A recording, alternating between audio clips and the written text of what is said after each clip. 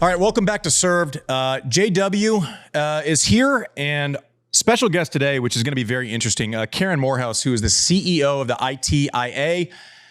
And I got to think she's been busy since she took that job a couple of years ago.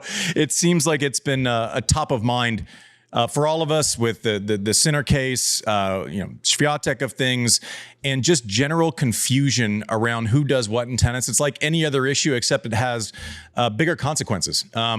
So first of all, Karen, welcome. Thank you for giving us the time today. And for our listeners, because there is so much noise around anything to do with drug testing, positive tests, negative tests, suspensions, just simply, what do you all do? Hi. So firstly, thank you so much for inviting me to be on the show.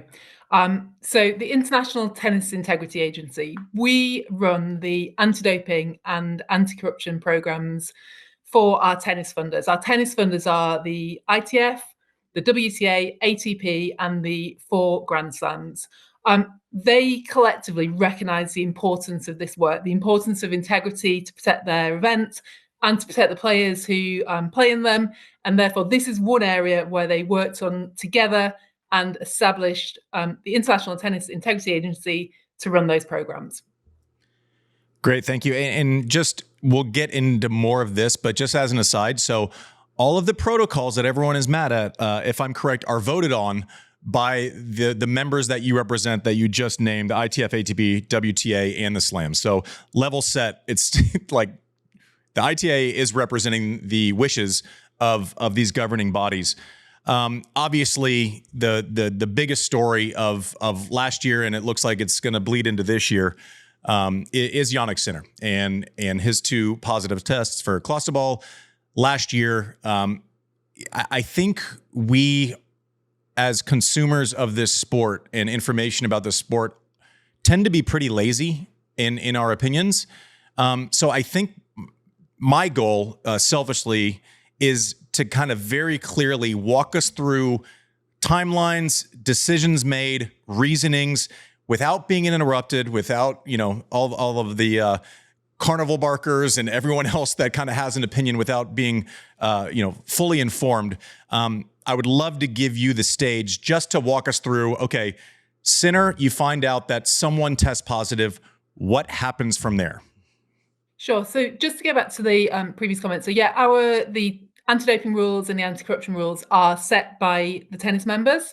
For anti-doping, we are a WADA compliant sport, so the rules have to be compliant with the WADA code. So that means there is only a little bit of discretion that sits with tennis, and we'll come on to some of that, no doubt, when we get into the Sinner case itself. But I just thought that might be useful background for you and some of the listeners. So in the case of Sinner, he had 2 positive tests for clostebol. One of those was during the Indian Wells tournament, and one of them was just after that tournament. What happens is you have a drug test. The urine or the blood sample then gets sent off to WADA accredited laboratories. They are the ones who confirm whether a test is positive or in most cases negative. We're then notified of that result. There's then a review board who check all the documentation, check everything's been done correctly. And then once the review board has confirmed that is the case, we notify the player of a positive test. So at that point, sorry, just real quick, just for people listening. So, and tell me if this is still the case. When you do a drug test, for lack of a better way to put it, you do your urine sample, you hand it over, and I'm not a name that's being sent. I'm a number that's being sent. That's exactly correct. Right. So it's not as if we can look at it. It's not as if the person who's analyzing the test is going, this is Jannik Sinner's urine, or it's some version of 9 numbers, 13 numbers, and a couple of letters. I think that's important context also. Absolutely right. Absolutely right. So at that point, Sinner came back very quickly with the explanation around the positive test. And his explanation was that his masseuse had been using a cream, tropodermin, that contains clostebol, had been using that to treat a cut on his own finger, and that in the course of massaging the player, some of that substance had transferred into the player's body. As we do with all cases, when people put forward an explanation, we test out the science with the experts. So in this case, we went to 2 WADA accredited laboratories. each of which confirmed that his explanation was credible. Because of the nature of the substances he tested positive for, he was automatically provisionally suspended.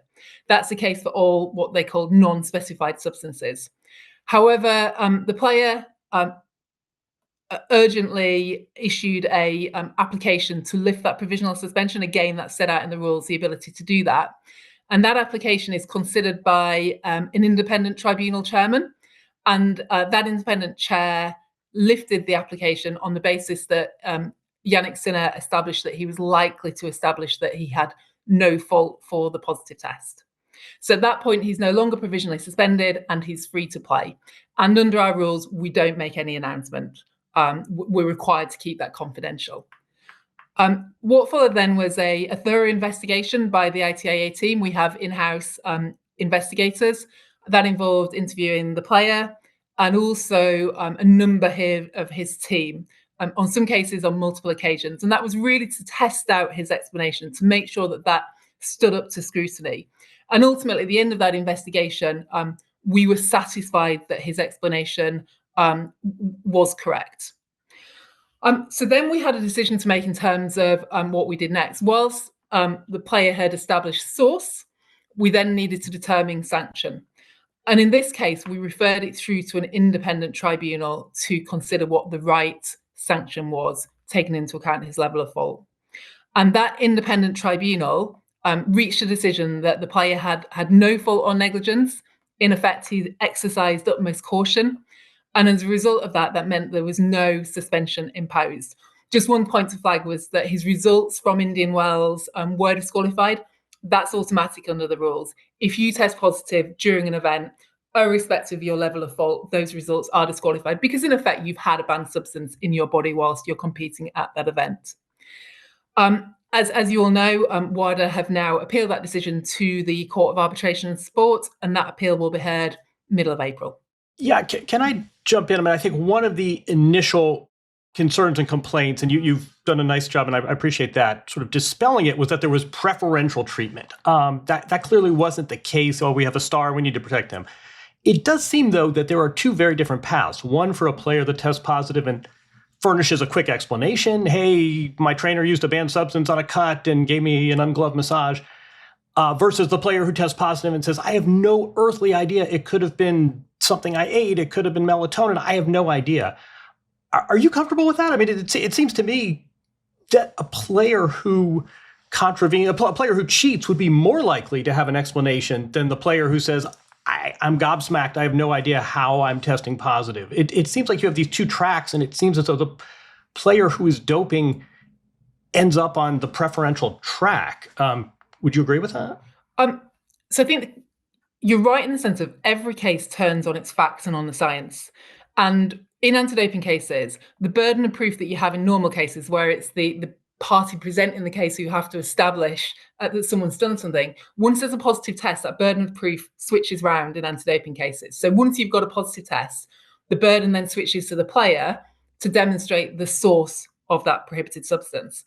And therefore, how quickly you're able to identify that source very much turns on the facts. So in the case of Sinner, because of the circumstances, because of the involvement of the player entourage, he was very easily able to pinpoint the source of that contamination. You get that sometimes with contaminated supplement cases as well, where people very quickly get to the source.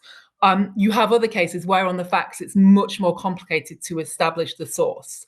That isn't a rule that's applied differently to different players. It's the same. Everything turns on the facts of the case. And I understand and have sympathy for some players that can be quite challenging in terms of finding the source of a positive test. But you then step back and go the alternative of the burden being on a regulatory body to not just find that there was a positive test, but also to establish why a player had a positive test would totally defeat the fight against doping. I don't necessarily agree that someone who is intentionally doping will be able to give that explanation more easily, because ultimately we're going to test out their explanation. So the scientists are going to scrutinize whether what they're saying is credible, whether the explanation they're giving not only explains the fact they've got that prohibited substance in their body, but it explains the levels they've got in that body. And equally, we're going to follow up with a really thorough investigation to any witnesses or equivalent that are relevant. So, you're going to absolutely examine the explanation that anyone puts forward and really scrutinize that. Karen, can you explain the timeline of that the players have? So let's say I test positive, I don't know why. How much time do I have to provide an explanation to the ITIA from that moment forward? I think there's probably two key timelines that are relevant here. Ultimately, you have got, if not as long as you need, you've got a considerable amount of time. Whilst we will try and run investigations as efficiently as we can, we always try and balance that with giving the player every opportunity they have to try and identify source. And that feeds into the length of time some cases take, because we're making sure that players have had that chance to go out and do all the research they need to try and establish source. There's then a second timeline, which has been relevant in these cases around when we announce positive tests for non-specified substances. And under tennis's rules, we don't announce positive tests and provisional suspensions for at least 10 days. So we'll notify a player that they have been provisionally suspended, but they then have 10 days in which to challenge that. And if their challenge is successful, we then do not announce that provisional suspension. So there's probably two different timelines that are relevant. Right. Which is what happened with Sinner, we should probably add.